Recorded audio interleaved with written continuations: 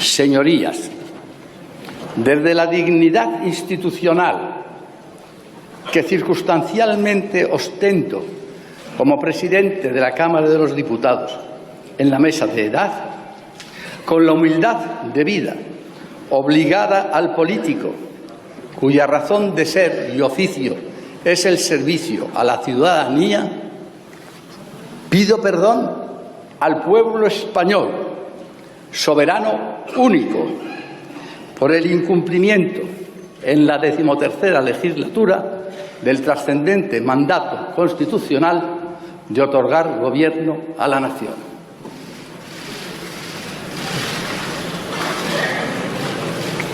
Señorías, ahora ya seamos todos bienvenidos a la 14ª legislatura.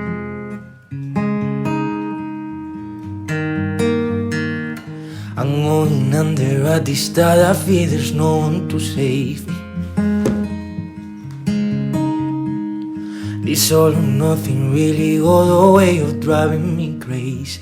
I need somebody to hear, somebody to know, somebody to have, somebody to own. It's easy to say, but it's never the same.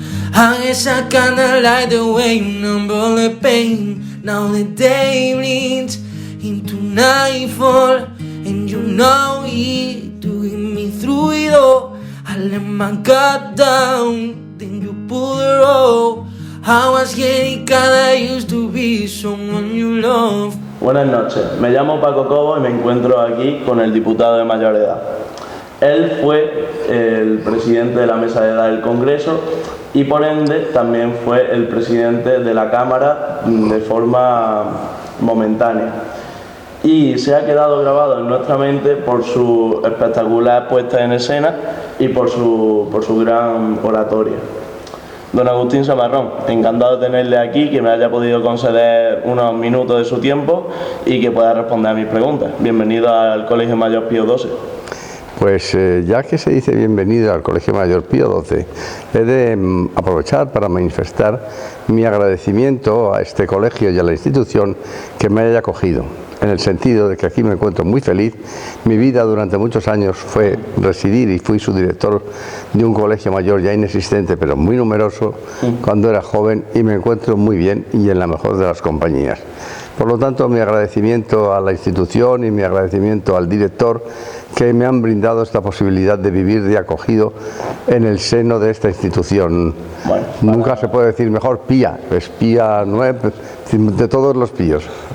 Pues nada, para nosotros es un honor tenerle aquí. Quería comenzar un poco con esta comparación que le hacen a usted, que le llaman el Valle Inclán del Congreso. ¿Qué le parece a usted este apodo? ¿Le gusta, le disgusta, ya se cansa un poco? Bueno, yo a todo eso soy muy indiferente. Realmente no es la primera vez que esto sucede. En Miranda de Ebro, cuando llegué, los niños, ya lo he contado, corrían, los niños pequeños detrás de mí, Valle Inclán, me tocaban la espalda y se iban corriendo. Ahora ya no, porque formo parte del paisaje, ya no soy Valle Inclán o Unamuno. ¿Se han acostumbrado ya? Sí, se han acostumbrado ya. Cuando uno se plantea una entrevista a don Agustín Zamarrón, hay preguntas obligadas, que supongo que estas se la habrán hecho mucho, pero no podía pasar por aquí sin que yo se la hiciese, y es como una persona, después de tantos años de profesión, con una profesión tan dedicada como es ser médico, decide, tras su jubilación, presentarse a ser diputado del Congreso, ya con una edad considerable. Bueno, cuando uno se encuentra en un partido político, por ideología, se establece un compromiso y ese compromiso llega a la militancia. Entonces los partidos políticos son elementos fundamentales en el tipo de democracia que vivimos, que es una democracia representativa y lo es a través de los partidos. Entonces cuando uno está ahí y le piden algo, lo que tiene que hacer es obedecer. Lo único inconveniente para no aceptar un encargo de este tipo sería el que uno fuera manifiestamente incompetente para él, que lo fuera a hacer mal, porque entonces sería dañar a los ciudadanos que nos eligen en primer lugar y dañar también al partido que nos propone. Pero diré otra cosa, si estoy aquí no es porque tenga ambición ninguna. ¿Qué disfrutaba más el día a día? ¿De su profesión como médico o como ahora como diputado, orador en la Cámara? No, son dos vidas diferentes. He cerrado una vida y la he cerrado al término. Cuando uno está en las últimas revueltas de la vida, se puede entonces dar la vuelta y mirar al panorama del valle que ha dejado atrás. Y es importante porque entonces en mi vida profesional yo diría que he tenido una vida digna. He tenido una vida digna, una vida de servicio fraterno a los enfermos, en relación de gran unión, formando equipo, pero un equipo en donde actuaba muchas veces con un sentido fraternal y otras veces por las edades paternal, con compañeros y compañeras de diversos estamentos, y he sido siempre muy feliz, pero muy angustiado, porque la vida de médico es vivir en una permanente preocupación y angustia.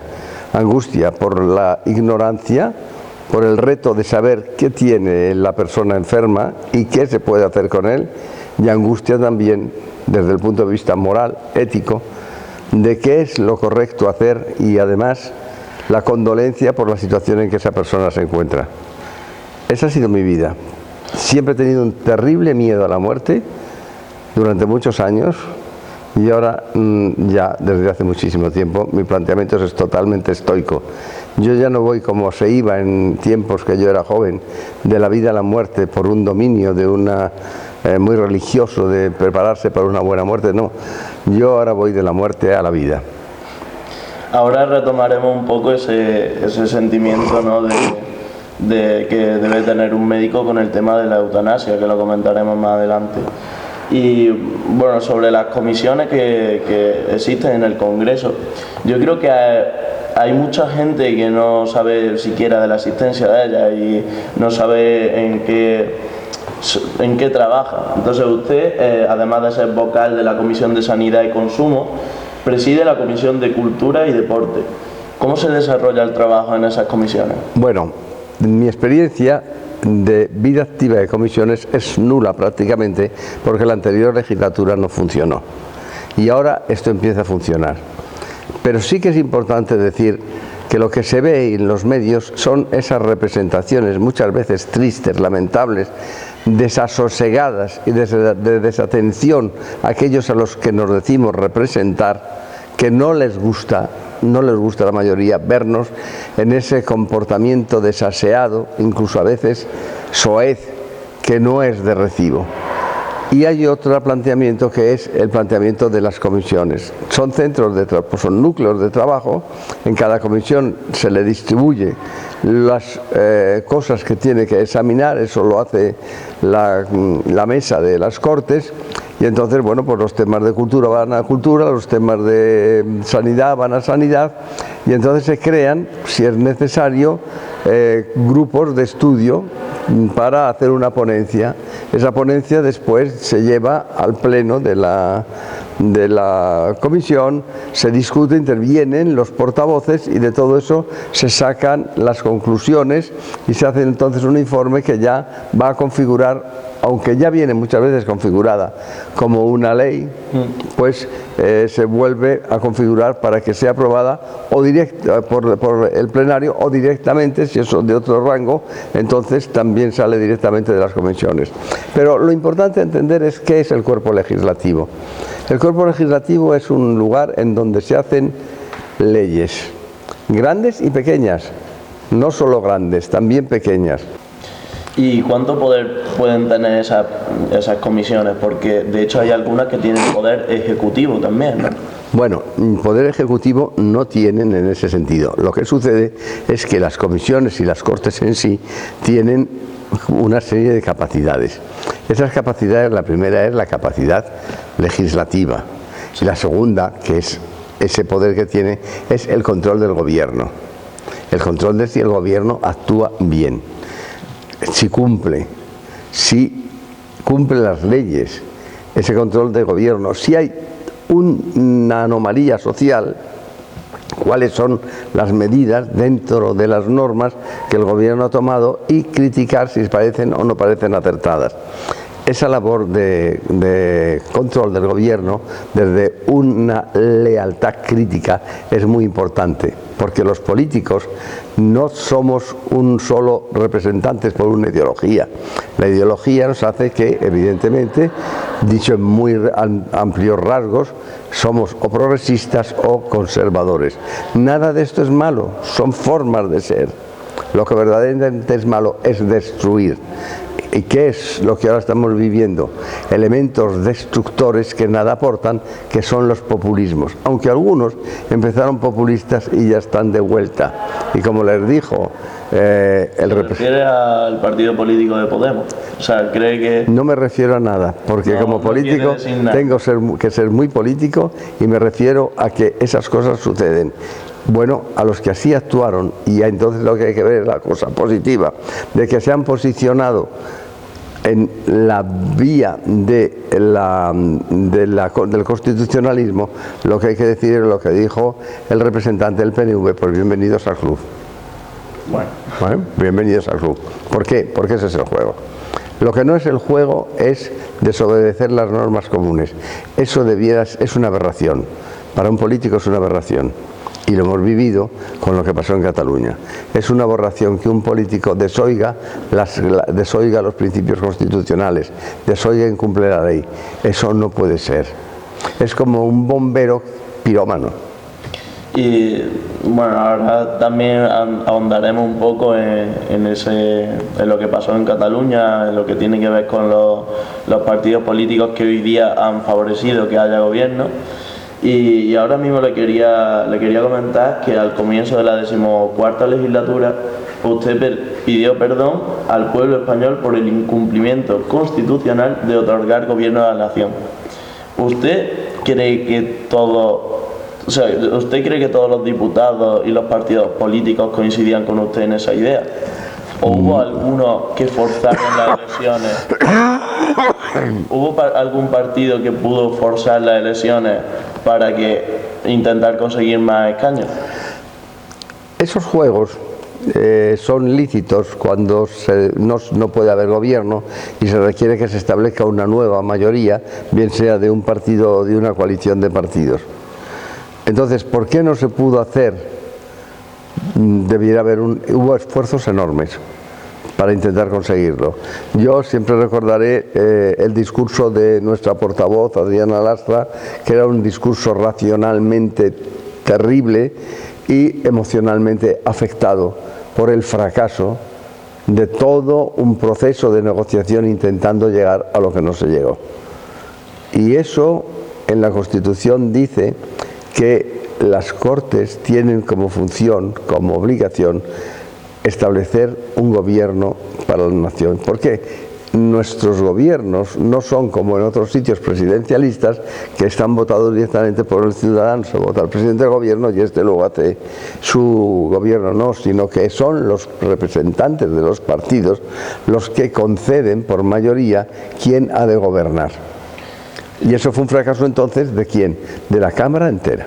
De la Cámara entera, pero por ejemplo aquí tengo que la mayoría de fuerzas políticas culparon a Pedro Sánchez de ese fracaso de no conseguir gobierno.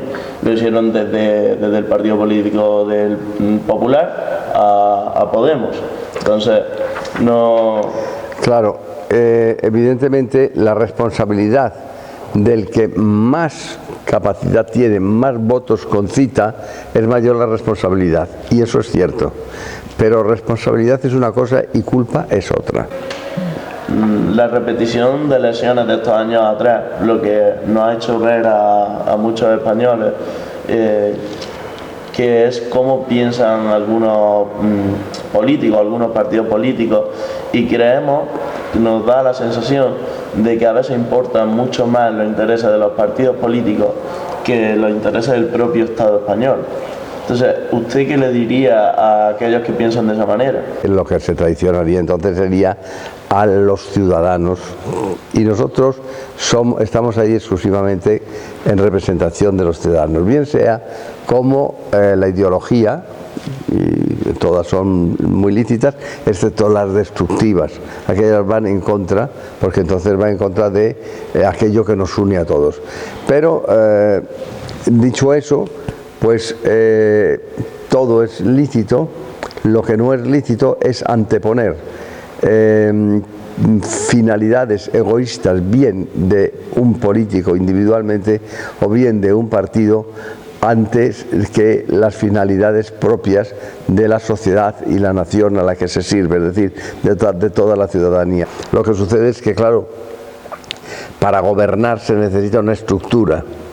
Y entonces, claro, si se ve que con la estructura que se tiene no se puede gobernar, es lícito el juego hasta un determinado nivel, bien de alianzas, bien de plantear gobiernos que no tengan el poder suficiente, pero durante un tiempo todo eso es lícito, siempre y cuando lo que se esté midiendo es desde las capacidades de un gobierno hacia el mejor servicio a la nación. O sea, ¿usted cree que este juego es lícito siempre que haya... Que la finalidad sea clara. Que la finalidad sea esa. Que la finalidad sea el servicio a la ciudadanía. ¿Y usted pondría la mano en el fuego? Porque ahora mismo lo que ha pasado estos años atrás, la finalidad era esa. Sí, yo creo que diría lo que digo, que esté libre de culpa que tiene la primera piedra. A ver... Entonces hay responsabilidad de todos. Culpabilidad, eso es un tema que... La culpa es otro tema. Yo no voy a entrar ahí. Responsabilidad de todos. Y como era un mandato que a todos correspondía, yo pedí perdón en representación mía y en representación de todos. Y sobre todo, en representación de la ciudadanía que se había sentido mayormente, y así lo decían por todas partes, falto del cumplimiento de una obligación política inherente a las Cortes en designar un gobierno. Y creo que desde mi punto de vista hice bien y que era un deber, porque además era una llamada de atención, una llamada de atención más, al mismo tiempo que hice llamadas de atención hacia los modos parlamentarios. Y ahora se oyen muchas voces cada vez más diciendo que el trato tiene que ser un trato correcto, porque representamos a los ciudadanos y cuando nosotros actuamos estamos allí en representación y traicionamos a los que representamos cuando no nos comportamos como el pueblo español es. Y el pueblo español es un pueblo digno, es un pueblo consecuente y es un pueblo cortés. I'm going under on these stars' feet, there's no one to turn to. It's all or nothing really, although I'm sleeping without you. Que las ideas son monedas de cambio, lo importante son las personas. Y ese ser ideas monedas de cambio quiere decir que si su idea es mejor que la mía y yo honestamente me tengo que predisponer a escuchar y verlo, cogeré su idea, la haré propia. Y no será una idea antagónica, ya será una idea común. I need somebody to know, somebody to hear, somebody to have. Ya no it feels. El alma de un país, de un Estado, es su constitución. Estas son palabras suyas y me gustaría saber... ¿He dicho eso? Usted ha dicho esto en la entrevista que le hizo Thais Vilas para La Sexta. Sí. Y me gustaría saber que si cree que la mejor forma de llegar al gobierno es con abstenciones de aquellos que no respetan ese alma de ese Estado, es de aquellos que no respetan la Constitución, como pueden ser Esquerra Republicana o EH Bildu. Están ahí en la Cámara porque son representantes electos legítimos. Entonces, es muy distinto la abstención que un voto de apoyo. Sí, pero la abstención tampoco sale gratis. La abstención... Bueno, que sale gratis o no sale gratis está por ver. Bueno, eso es cierto, pero está por ver. Ya han conseguido la mesa. No, perdón, eso sería muy injusto. Bueno. Porque la mesa la mesa tiene quien se sienta a un lado y quien se sienta a otro. Pudiéramos decir que lo que ha sucedido, y esto yo creo que sí que es importante, es que por abandonar la posibilidad y negarse a cualquier tipo de establecer un diálogo, es decir, por abominar de aquellos que han hecho cosas abominables, ciertamente, como es transgredir la Constitución. Por cierto, luego hablaremos de esto. Se abandona una situación que es de quiebra. Nosotros, los socialistas y otros, creemos en la fuerza del diálogo, en el diálogo, en el lenguaje. Esto es la memoria del logos que escribe Emilio Lledó. Y por lo tanto hay que hablar siempre, hablar con todo el mundo, escuchar a todo el mundo. Yo hablo con todo el mundo, vamos. Hacer relaciones contractuales no, pero escuchar siempre. Entonces, una y otra vez se ha dicho, y no se quiere escuchar, y se ha dicho por el presidente actual del gobierno, que no nos apearemos, lo ha dicho él, de la integridad territorial ni de la legalidad constitucional. El problema, yo también estoy de acuerdo en que hay que escuchar a todo el mundo. El problema es que se ha conseguido lo que ellos en principio querían, que era ese reconocimiento, como si de forma hipotética fuesen un Estado o tuviesen esa legitimidad para pedirlo. Y de hecho, bueno, aquí tienes de La Voz de Galicia, cuando empezó todo el conflicto, antes de diciembre incluso, que Esquerra Republicana condicionaba su abstención a esa mesa de negociación. Y está por ver ahora si se le va a favorecer económicamente a Cataluña o de qué forma van a ganar ellos favoreciendo el gobierno. Bueno, este planteamiento se ha repetido en la política española siempre, el apoyar a cambio de algo, y siempre se ha dicho que son los mismos, unas veces los vascos, otras veces los catalanes. Nosotros partimos de una Constitución que incluso cuando aquí no había democracia se mantenían fueros. En el franquismo existían fueros. Esa situación tradicional, histórica de los fueros está ahí y está en la Constitución, de que tienen los catalanes menos, los vascos más. Entonces, si eso está en la Constitución, pues no hay más que acatarlo. Y luego, una mesa entre iguales. No. Entre iguales no.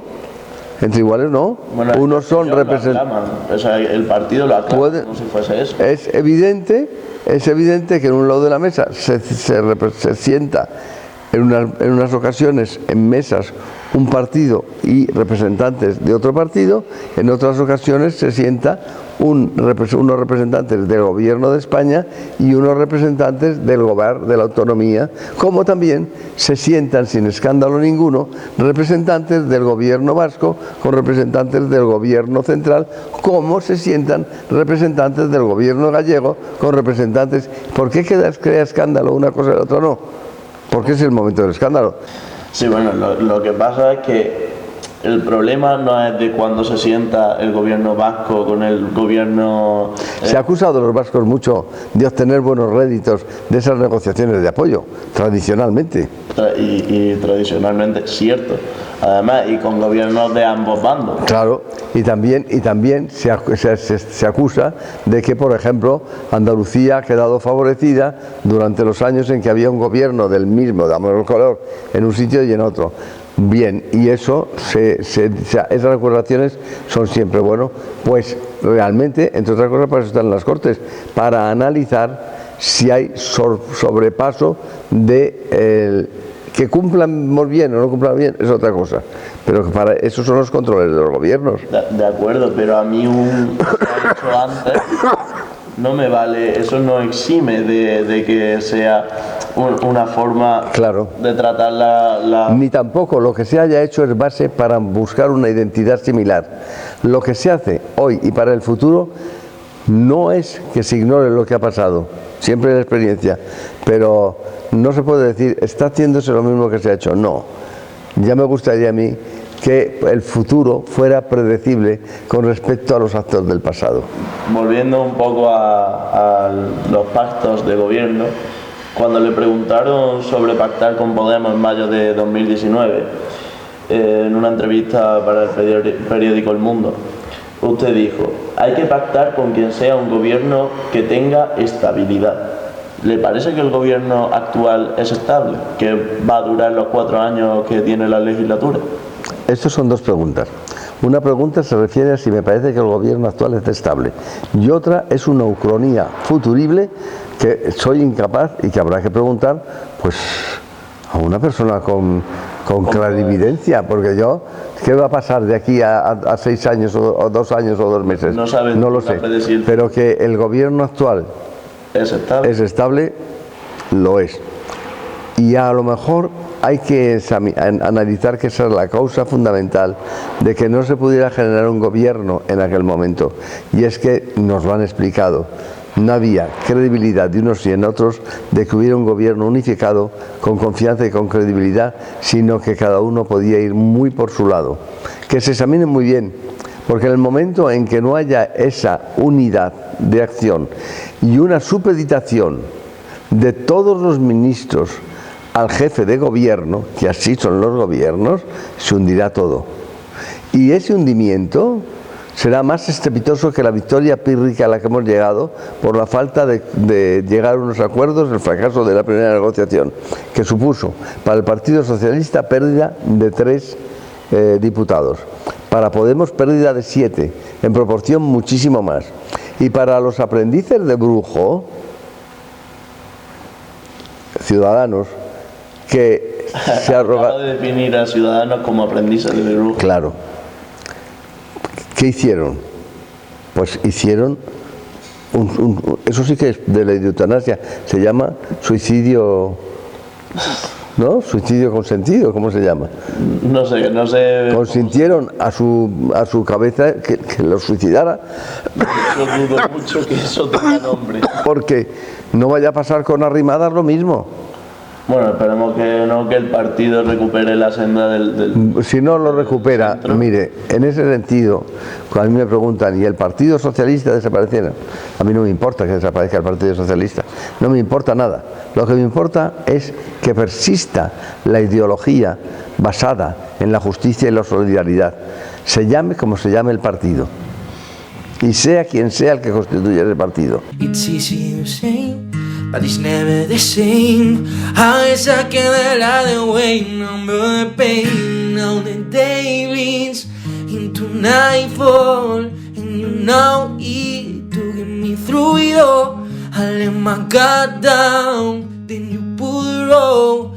I was gay, I used to be someone you love. Now the day bleeds into nightfall, and you know it to get me through it all. I let my guard down, then you pull the rope.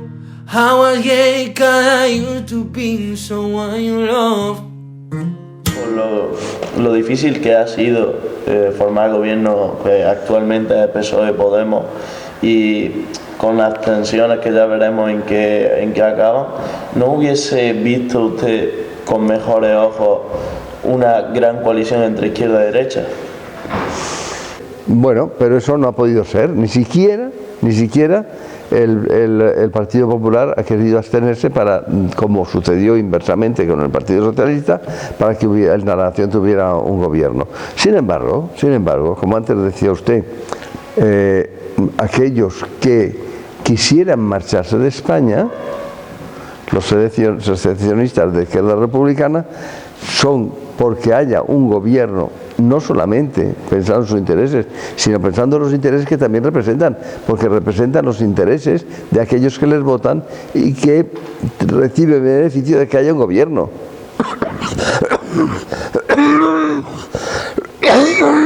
Y entonces se abstienen para que haya gobierno, y no hay que pensar tan mal, es decir, es porque van a obtener no sé qué, no van a obtener nada, porque por activa y por pasiva no se puede traicionar la Constitución. La Constitución se puede cambiar, pero me parece a mí que si se hay que cambiar la Constitución, estamos en unos momentos muy difíciles para hacer un cambio de esos que requieren mayorías muy, muy significativas. Y dicen Quintorra, Puigdemont, patriotas del extrarradio que se marchan fuera en las vacas de los coches, mientras que otros que han hecho cosas iguales, cuando menos han tenido la dignidad personal de afrontar sus actos. Eso juega en su haber. Usted ha llegado esta misma tarde del Congreso y hoy lo más relevante que ha pasado es que se ha aprobado la ley de la eutanasia. Usted como médico siempre ha estado a favor. Siempre, siempre. Por otra parte, decir que yo jamás he practicado, hubiera sido ilegal, hubiera sido un delito, una eutanasia, ni ningún enfermo me lo ha pedido jamás. Pero, evidentemente, ¿por qué? Porque las leyes hay que obedecerlas siempre. Eso es lo que le pasó a Sócrates, que murió por obedecer la ley. Entonces, la eutanasia, ¿qué sucede? Mire, en el Código Deontológico Médico pone como principios, y por este orden, la conservación de la vida, la preservación de la vida, la dignidad de la persona y el aporte de los medios terapéuticos y asistenciales. Son buenos principios. Pero la sociedad ha cambiado y existe una gradación de los principios. No es baladí, pero ahora el primer principio debiera de ser la dignidad de la persona, es decir, la autonomía, la capacidad de elegir libremente y en último término elegir libremente sobre la propia vida en circunstancias tasadas. En circunstancias tasadas muy adversas como son estas leyes. Luego la conservación de la vida y luego los medios de tratamiento. Pero no se puede poner ya la sacrabilidad de la vida por delante de nada. Refiriéndonos un poco al tema, un poco de actualidad, que es el tema Ábalos Delcy Rodríguez, el número 3 del Partido Socialista ha dado hasta 6 versiones distintas. E incluso se especula que Delcy Rodríguez pudo tener una conversación con el presidente del gobierno, Pedro Sánchez, a través del móvil de José Luis Ábalos, en el que Delcy Rodríguez le pediría a Pedro Sánchez que no recibiese a Juan Guaidó, cosa que no ha ocurrido. ¿Confía usted en el número 3 de su partido? ¿No ha dado 6 versiones? ¿Cree que debería dimitir? No, en modo alguno debería dimitir.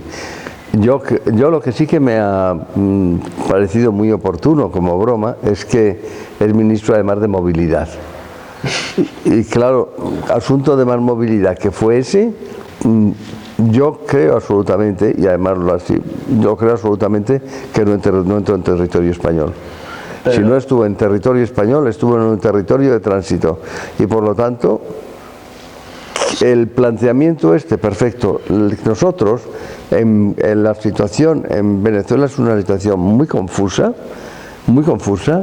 es una situación de preguerra civil permanente desde hace años, en donde además muere gente, lo pasan muy mal e intervienen poderes externos, aparte de los poderes internos, enfrentados.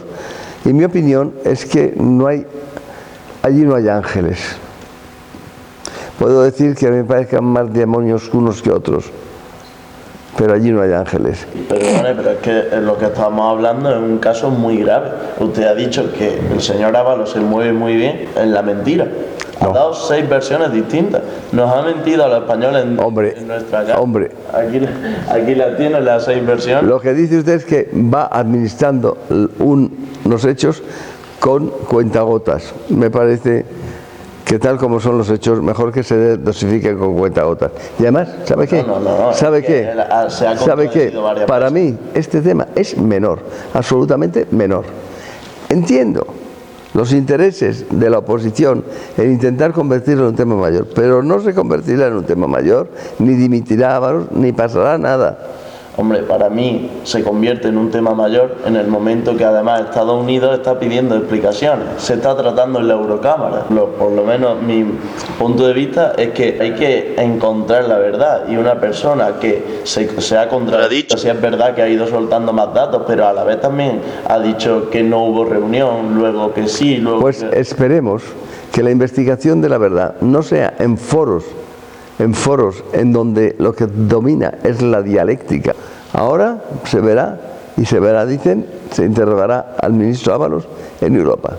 En la Eurocámara. ¿Le parece ya un tema mayor? Me parece maravilloso, porque si es así y allí se va a examinar, no se podrá decir que se examina en un sitio parcial, ¿no? Ya sería el colmo que dijeran que ahora allí es parcial también. Y lo dirán, dependiendo de cómo sea el resultado.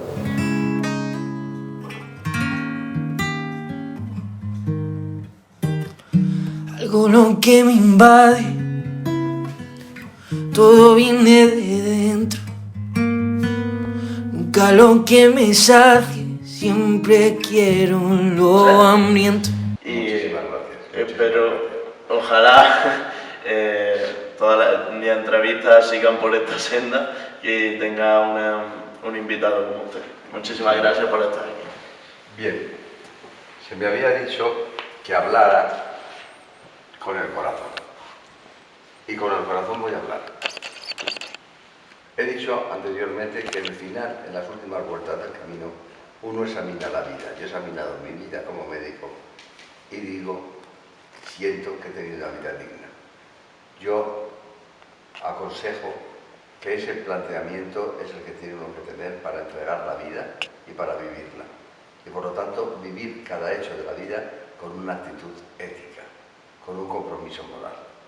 Y para buscar una referencia hacia los jóvenes, los tiempos actuales me hacen ir hacia el verso de Machado, a una España joven tan conocido y tan trágico, que dice: fue un tiempo de mentira, de infamia, a España toda, la malherida España de carnaval vestida, nos la pusieron, pobre y escuálida y beoda, para que no acertara la mano con su herida.